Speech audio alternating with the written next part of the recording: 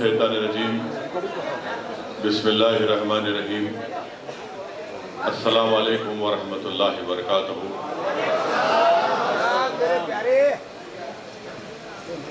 मेरी सरदार माँ और बहनों, मुअज़्ज़िज़ हाज़रीन कराम, बुज़ुर्गान मिल्लत, मेरे गयूर नौजवान साथियों, महाराष्ट्र के सदर और वर्किंग प्रेसिडेंट जनाब इम्तियाज़ जलील साहब और डॉक्टर गफ्फार क़ादरी साहब, ज़िले शोलापुर के मजलिस इत्तेहादुल मुस्लिमीन के सदर मोहतरम जनाब फारूक शाब्दी साहब, शोलापुर के तमाम मजलिस इत्तेहादुल मुस्लिमीन के अरकान, जिम्मेदारान, मैं आप तमाम का शुक्रिया अदा करता हूँ कि आपने अपना कीमती वक्त निकाल कर आज के इस इजलास में शिरकत की। और जैसा कि जनाब फारूक साहब ने बताया कि ज़िले इंतज़ामिया की तरफ से मजलिस इत्तेहादुल मुस्लिमीन को इजाज़त दी गई, सिर्फ इस हॉल में हमको अपनी मीटिंग करने का परमिशन, इजाज़त दी गई। मैं आपसे वादा कर रहा हूँ कि इंशाअल्लाह ताला आइंदा जब जलसा होगा मजलिस इत्तेहादुल मुस्लिमीन का, तो जैसा हम हमेशा खुले मैदान में या स्टेडियम में करते उसी तरह एक जलसा होगा इंशाअल्लाह।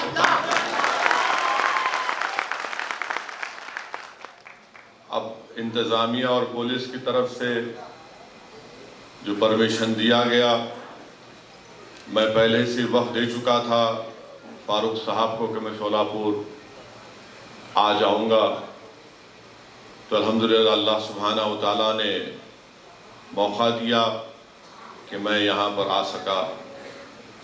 आपने अभी सुना कि इम्तियाज़ जलील साहब ने, डॉक्टर गफ्फार क़ादरी साहब ने और जनाब फारूक साहब ने तमाम अहम बातों का जिक्र आपके सामने किया।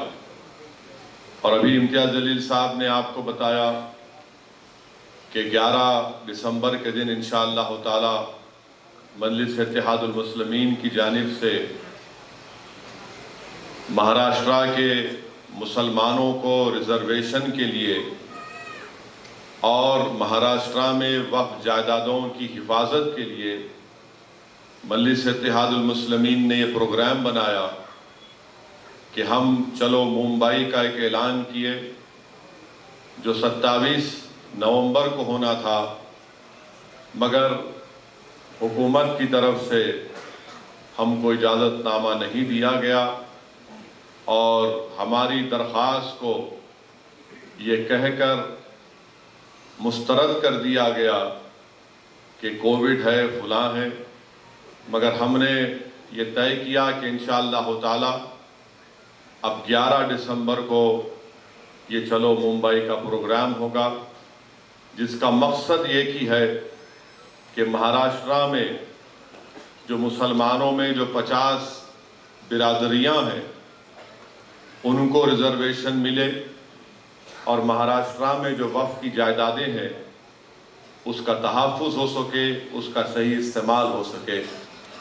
ये दो अहम पॉइंट्स पर ये एहतजाजी प्रोग्राम और ये चलो मुंबई का ऐलान किया गया।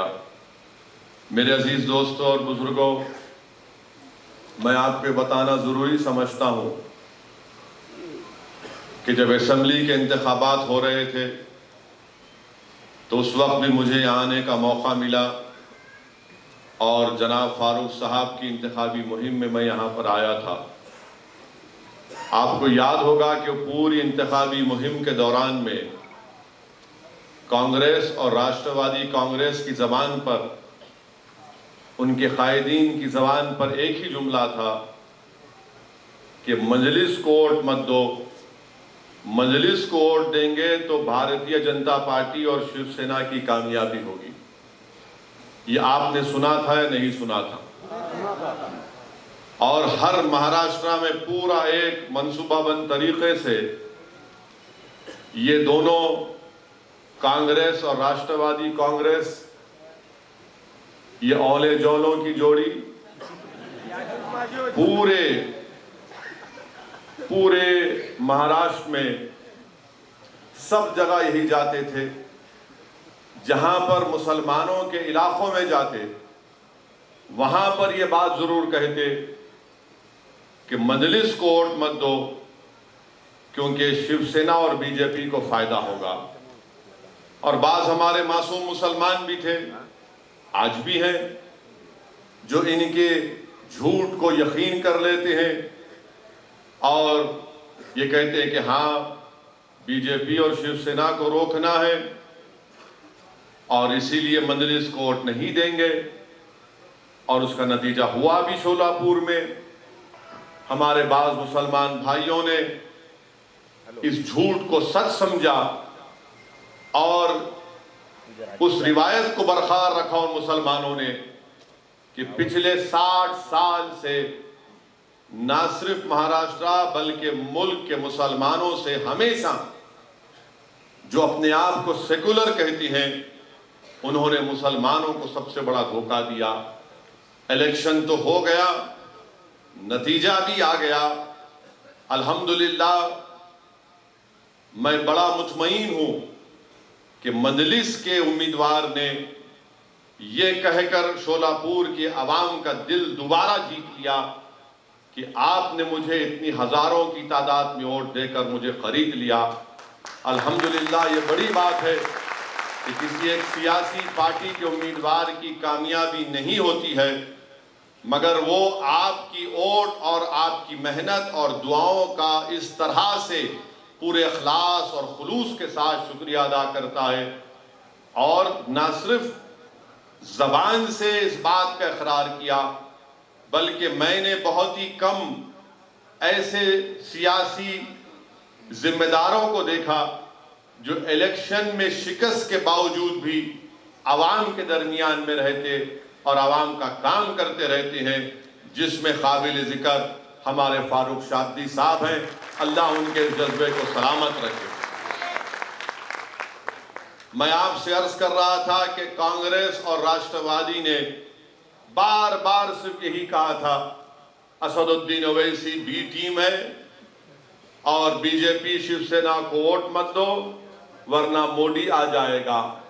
यानी हमको बी टीम बना दिए, इल्जाम तो लगाए, मगर जब इलेक्शन का नतीजा निकला तो अचानक ये तमाम के तमाम एक जगह जमा होकर बोले, अरे हम और तुम तो एक है ना, हम और तुम तो एक है। एक का नाम राहुल है, एक का नाम पवार है, एक का नाम ठाकरे, अपन एक है, एक हो जाएंगे। एक हो गए। और मैं तुमसे पुकार पुकार कर कह रहा था कि देखो, तुम्हारा और मेरा रिश्ता वो रिश्ता है जिसको रब्बे कायनात ने कलमे की बुनियाद पर जोड़ा, एक हो जाओ, एक हो जाओ, एक हो जाओ। मगर तुमने मेरे पैगाम को नहीं समझा, अगियारों ने एक होकर तुम्हारे मुंह पर एक तमाचा मारा। वो एक हो गए। क्यों एक हुए? इख्तिदार हासिल करना था, ताकत हासिल करना था। और वो मुसलमान जो कांग्रेस और राष्ट्रवादी के झूठ का शिकार हो गया, मैं उनसे पूछ रहा हूं, बताओ तुम्हारे पास मेरे इस सवाल का क्या जवाब है? बताओ तुम्हारे पास क्या जवाब है? क्या तुम जवाब दे पाओगे? क्या तुम अपने ज़मीर को जवाब दे पाओगे? क्या तुम अपने आप से मुतमईन हो कि जिसका तुमने साथ दिया वो शिवसेना को महाराष्ट्र के इख्तिदार की कुर्सी पर लाकर दिखा दिया? क्या शिवसेना सेकुलर पार्टी नहीं है? शिवसेना भारतीय जनता पार्टी की तरह एक कम्युनल पार्टी है, थी और रहेगी हमेशा। ये शिवसेना कोई सेकुलर पार्टी नहीं है।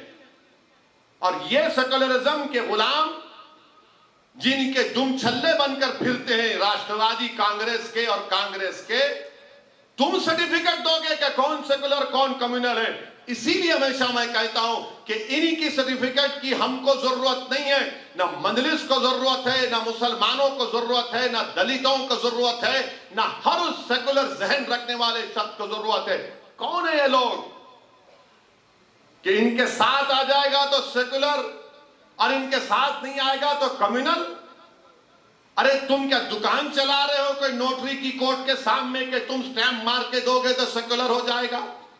शिवसेना क्या सेकुलर है? बताओ शरद पवार साहब, बताओ राहुल गांधी, क्या शिवसेना सेकुलर है? और तुम सारी दुनिया के सामने जाके कहते हो कि मजलिस को वोट मत दो। क्या तुम भूल गए 92 में क्या हुआ था मुंबई की सड़कों पर? क्या तुम भूल गए श्री कृष्णा कमीशन की रिपोर्ट को? क्या तुम भूल गए उन तमाम नफरत भरी तकारीर को? बयान करना शुरू करूं मैं, एक एक चीज, एक एक जुमला याद है, मगर ये लोग अपने इख्तिदार को बचाने के लिए, अपनी दौलत को बचाने के लिए, अपने खानदान को बचाने के लिए, अपने परिवार को बचाने के लिए। अच्छा, तर्फ तमाशा तो ये है, राष्ट्रवादी कांग्रेस वाले अजीत पवार 48 घंटे के दूल्हे भी बन गए थे।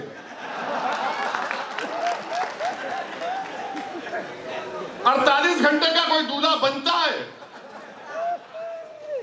अजीत पवार और फडणवीस मिलकर शादी कर लिए, अब इसमें दूल्हा